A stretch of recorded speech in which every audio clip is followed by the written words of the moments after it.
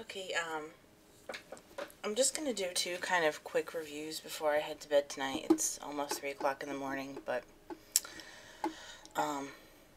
recording videos is kind of a shiny thing for me at the moment, so I figured I'd just do a couple short things and then head myself to bed.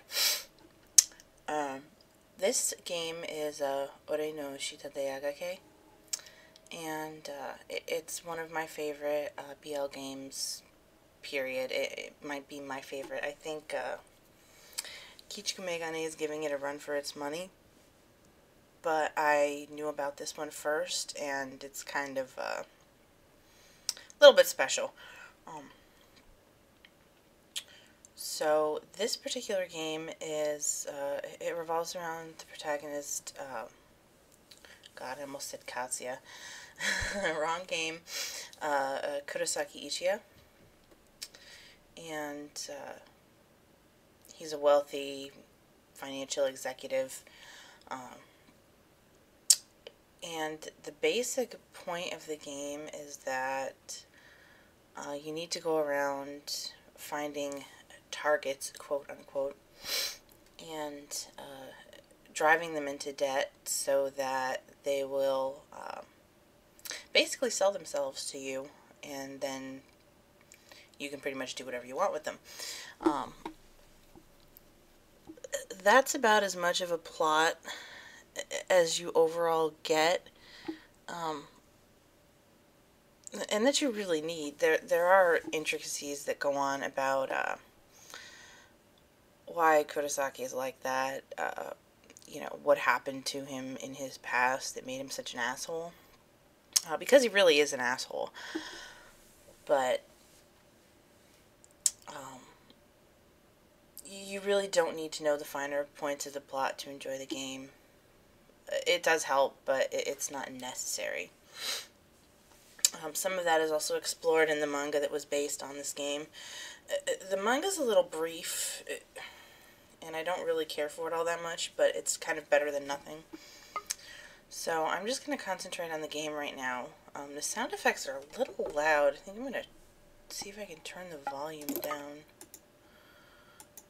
Where are my options? I don't think this game has an options screen, actually. This game was released in, like, I think 2002 or something like that. It was released fairly a long time ago, so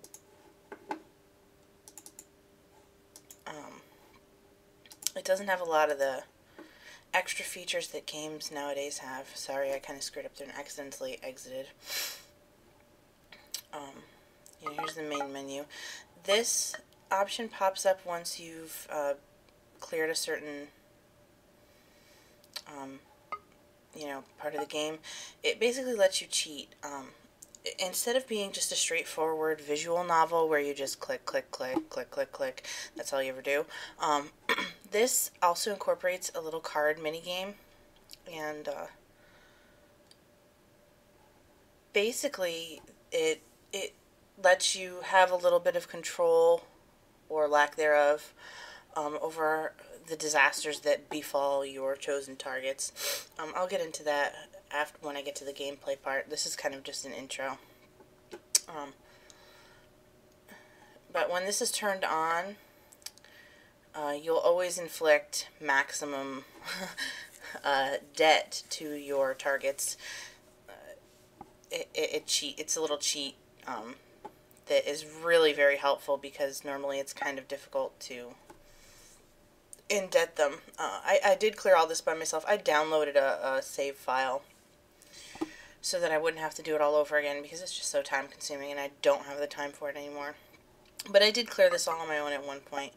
You can start a new game, which, you know, it goes through the whole intro and everything, or you can start a game basically and skip the intro, or you can load a save file.